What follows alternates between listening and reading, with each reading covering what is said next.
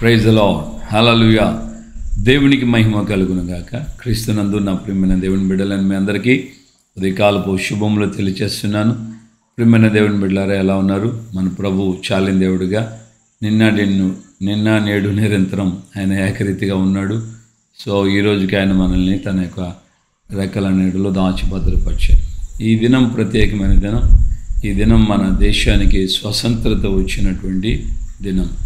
August 15, 1947లో మనకు స్వతంత్రత అనుగ్రహించబడింది. So కొంతమందికి కన్ఫ్యూజన్గా ఉంటుంది, ఇది 77 78 77వ యానివర్సరీ. కాకపోతే ఇండిపెండెంట్ మనం మొదటి రోజు నుంచి జరుపుకుంటున్నాం కాబట్టి 78 అవుతుంది. సో యానివర్సరీ అంటే 1 year తర్వాత కదా మనం సెలబ్రేట్ చేస్తాం.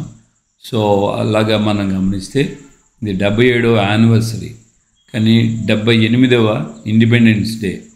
దేవునికి మహిమ కలుగును గాక. భారతదేశం అంతా కూడా ఈ స్వతంత్రత సంపాదించడానికి ఎంతోమంది త్యాగ వీరులు అమరులైపోయారు, ప్రాణాలు అర్పించారు. సో ఎంతోమంది జలియన్ వాలాబాగ్ మనం చదువుకున్న ఆ సబ్జెక్టులలో వారి యొక్క త్యాగము, దేశం కొరకు ఎంతోమంది జైల్లో మగ్గిపోయిన విషయాలు, అండమాన్ జైల్లో శిక్షలు అనుభవించడం, ఇలాగ ఎక్కడ పడితే అక్కడ ఎంతోమంది హింసించబడ్డారు, ప్రాణాలు కోల్పోయారు.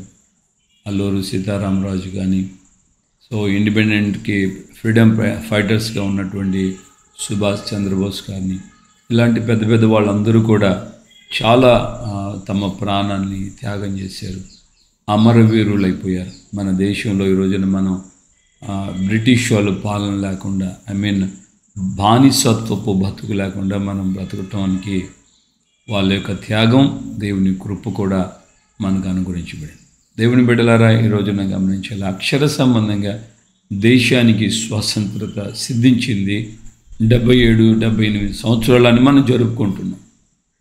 కానీ మనం గమనించాల్సిన మాట ఏంటంటే, మన మనస్సుకి, మన హృదయానికి, మన ఆలోచనలకి స్వతంత్రత వచ్చిందా? మన మనస్సులో, మన ఆలోచనలో, మన తలంపుల్లో స్వతంత్రత లేకుండా ఎంతకాలం, ఎన్ని సంవత్సరాలైనా ఈ దేశానికి స్వతంత్రత వచ్చిందని అనుకుంటున్నామే, కానీ మన మనసులో, మన ఆలోచనలో స్వతంత్రత లేకపోతే వాటి వలన ఏం ఉపయోగం? ఎంతవరకు ఉపయోగం? మనము ఆంగ్లేయుల పాలన నుంచి 200 సంవత్సరాల ఆంగ్లేయుల పాలన నుంచి విడుదల పొందాం. మంచిదే కాదంటలేదు. ఈరోజు స్వతంత్రులుగా బ్రతుకుతున్నామని అనుకుంటున్నాం, కానీ నిజంగా స్వతంత్రత మనకుందా? మన మనస్సులో ఉన్నటువంటి ఆ యొక్క ప్రతి విధమైన అపవిత్రతకు, ప్రతి విధమైనటువంటి వ్యామోహానికి, ప్రతి విధమైనటువంటి ఈ యొక్క తుచ్చమైన అభిలాషలకు, చిన్న 2-3 అంగుళాల బీడీని, సిగరెట్ని కూడా జయించలేని వ్యక్తికి ఈ విధంగా ఆంగ్లేయుల నుంచి నేను విడుదల పొందాను, స్వతంత్రత, త్రివర్ణ జెండా, జాతీయ గీతం ఎన్ని చెప్పుకున్నా ఫలితం శూన్యం కదా. యాక్చువల్లీ మనం గమనిస్తే మన జీవితాల్లో ఇది చాలా ప్రాముఖ్యమైన విషయంగా గమనించాలి. స్వభావాన్ని జయించలేకపోతే, మనసులో ఉన్నటువంటి ఆలోచనలు జయించలేకపోతే ఎలాగా? సాటి మానవుడిగా ప్రతి మనిషిని మనం ప్రేమించలేకపోతే ఎలాగా?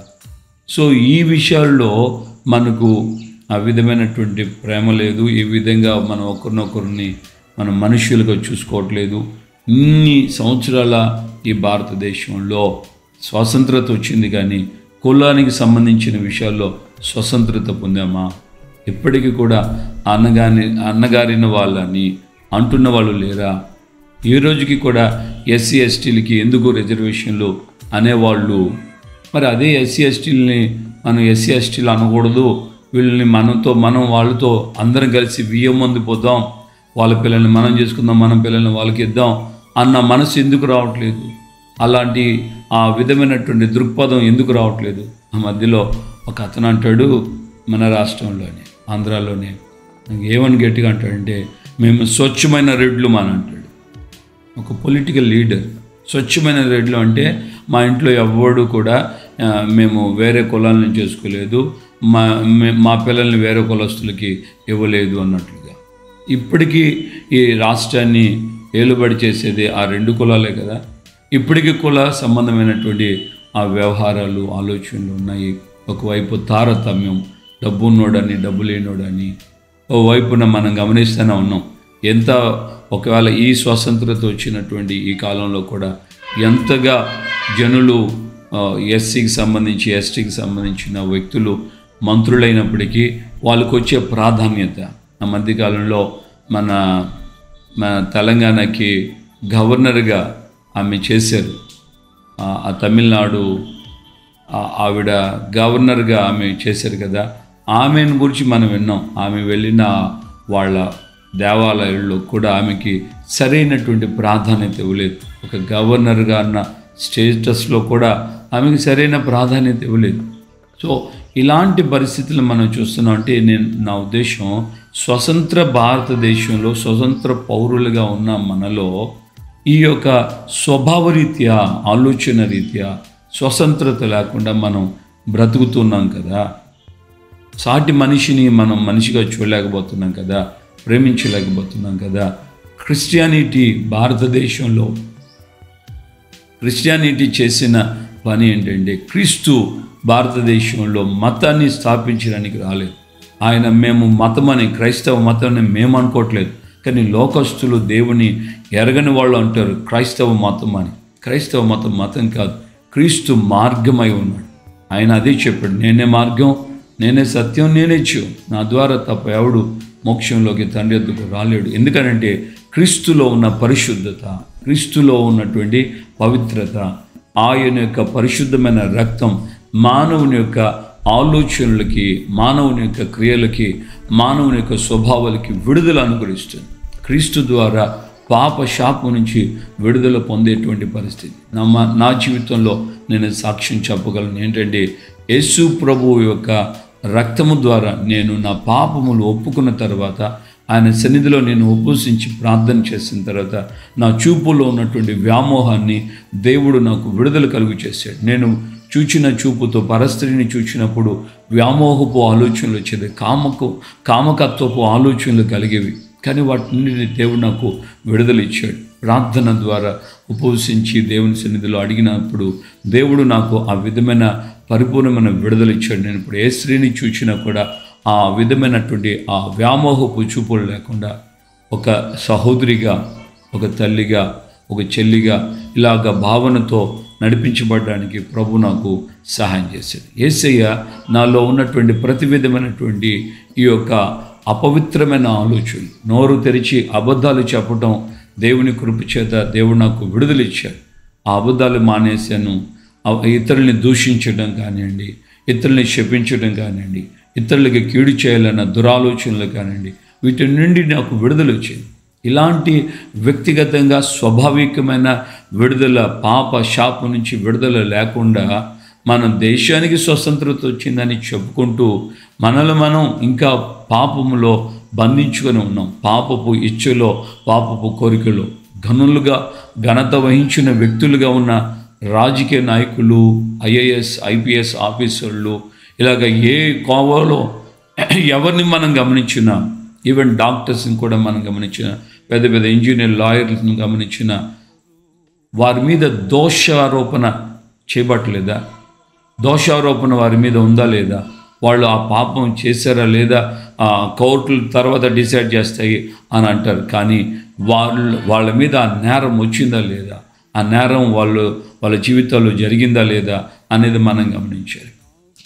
ఎన్డీ తివారీ గారు ఉండేవాళ్ళు కదా, ఆయన గురించి మన దేశమంతా కాదు, ప్రపంచమంతా కూడా ఒకప్పుడు మన ఉమ్మడి ఆంధ్రప్రదేశ్ రాష్ట్రానికి గవర్నర్గా ఉన్నారు.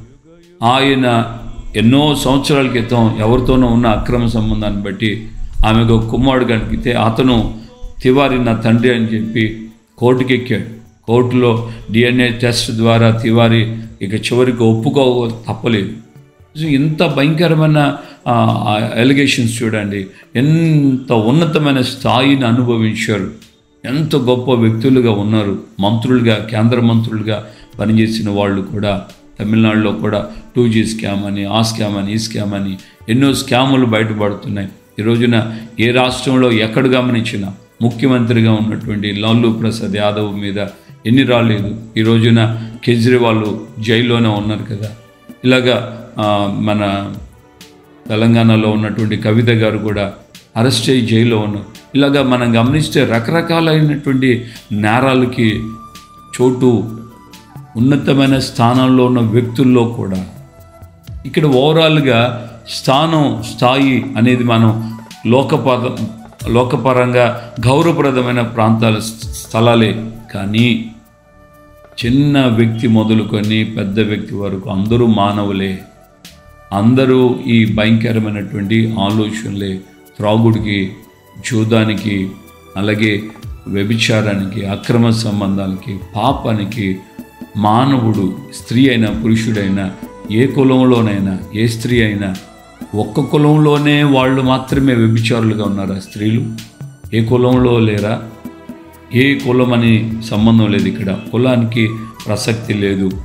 ఓవరాల్గా మనం గమనిస్తే టోటల్గా మానవుడు, నరుడు, నారి, స్త్రీ, పురుషుడు, వీళ్ళు ఎవరైనా సరే పాపములో బంధించబడి స్వాభావికంగా మానసికంగా ఆ ఆలోచన పరంగా పాపములో బంధించబడి ఉన్నారు.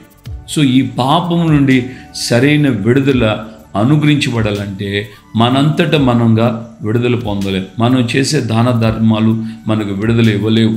కనుక మనకి ఎలా విడుదల పొందవచ్చు అంటే కేవలం క్రీస్తు రక్తం ద్వారానే.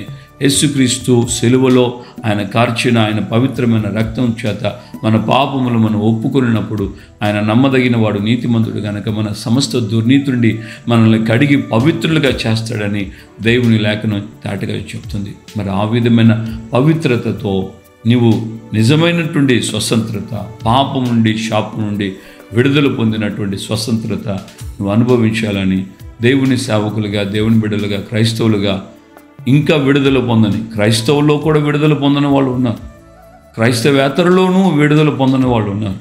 కేవలం చర్చికి వెళ్ళి వచ్చినంత మాత్రాన, లేదంటే మేము పుట్టుకే క్రైస్తవులు అని చెప్పుకున్నంత మాత్రాన విడుదల రాదు. స్వాభావికంగా విడుదల పొందాలంటే క్రీస్తు రక్తం చేతనే మన పాపములు మనం ఒప్పుకున్నప్పుడు ఆయన రక్తంతో మనల్ని కడిగి పవిత్రులుగా చేస్తాడు. కనుక మనం ఈ ఇండిపెండెన్స్ డేని సంతోషంగా జరుపుకుందాం. అదే సమయంలో మన మనస్సులో కూడా యాంగ్జైటీస్, మన యొక్క కోపము, క్రోధము, కక్ష, అసూయ, పగలు, వీటిల్లో నుంచి విడుదల పొందుదాం. తద్వారా నిజమైనటువంటి స్వతంత్ర భారతీయులుగా మన జీవితాలు కొనసాగిద్దాం. ప్రభు మనకు తోడుగా ఉండుగాక. ప్రార్థన. ప్రేమగల తండ్రి, మీకు వందనాలు. ఉదయకాలం ముందు మాతో మీరు మాట్లాడిన ప్రతి మీ అమూల్యమైన వాక్కుకై స్తోత్రాలు. నిజమైనటువంటి అయ్యా, భారతదేశానికి ఆంగ్లేయుల పరిపాలన నుండి విడుదల కలిగింది, కానీ సాతాను యొక్క పరిపాలన నుండి మానవుడికి ఇంకా విడుదల రాలేదు. ఇన్ని సంవత్సరాలైంది మీరు సిలువలో మీ ప్రాణ త్యాగం చేసి. 2024 దరిదాపుగా 24 సంవత్సరాలు అయిపోయింది. మరి పరిస్థితులు ఇంకా అనేక చోట్ల ఈ విధమైనటువంటి పాపంలో అనేకులు బంధించబడి ఉన్నారు. నేను ఈ దినం శుభదినం, ఈ శుభదినాన నీ ప్రజలైనటువంటి మా అందరితో మీరు మాట్లాడారు. ఆలోచనల పరంగా, క్రియల పరంగా, నడక పరంగా, తలంపుల పరంగా సాతాను అనే ఆ యొక్క నాయన లోకాధికారి యొక్క నాయన పట్టు నుండి జనులు విడుదల పొందినట్లుగా మీ యొక్క ప్రేమ వారిని బలవంతం చేస్తుంది. వారిని పిలుస్తున్నారు. ఎంతోమంది ఇంకా మీ యొక్క స్వరానికి చెవెగ్గలేకపోతున్నారయ్యా. కనుక ఈ రోజున ఈ ప్రత్యేకమైన దినమందు ఆయన నీ విడుదలైన వారందరూ కూడా విడుదల పొందినట్లుగా సహాయం చేయండి. కృపయు, కాపుదల, సమాధానం మెండుగా దయచేస్తూ ఘనత, మహిమ, ప్రభావాలు మీరు మాత్రమే పొందమని అత్యున్నత స్థాయి నుండి చివరి గ్రామాల్లో, మారుమూల గ్రామాల్లో ఉన్న ఆ చివరి వ్యక్తి వరకు కూడా మీ యొక్క రక్తం ద్వారా కలిగే పాప శాప విమోచన, నిజమైన స్వతంత్రత అనుభవిస్తూ మీ సన్నిధిలో నడిపించబట్టుకు సహాయం చేయండి. ఘనమైన నామను మహిమ తెచ్చుకున్నాను. యేసు నామములో ప్రార్థన చేసి పొందిన నామముతో ఆమె. మన ప్రభువైన యేసుక్రీస్తు కృపయు, తండ్రి అయిన దేవుని ప్రేమ, పరిశుద్ధాత్మిక అన్యోన్య సహవాసం, సమాధానం ఇప్పుడు ఎల్లప్పుడూ సకల పరిశుద్ధులకి మనకును ప్రభు రాకడ పర్యంతం కృపతోడే ఉండి నడిపించునుగాక. ఆమేన్, ఆమేన్. హల్లెలూయా. ప్రభు అందరికీ వందనాలు. మంచిగా మనం ఈ దినాన్ని సంతోషంగా సెలబ్రేట్ చేద్దాం. అదే సమయంలో మానసికంగా కూడా విడుదల పొందిన వారిని దేవుని బిడ్డలుగా సాగుదాం. ప్రభు మనకు తన కృపను తోడుగా ఉంచు.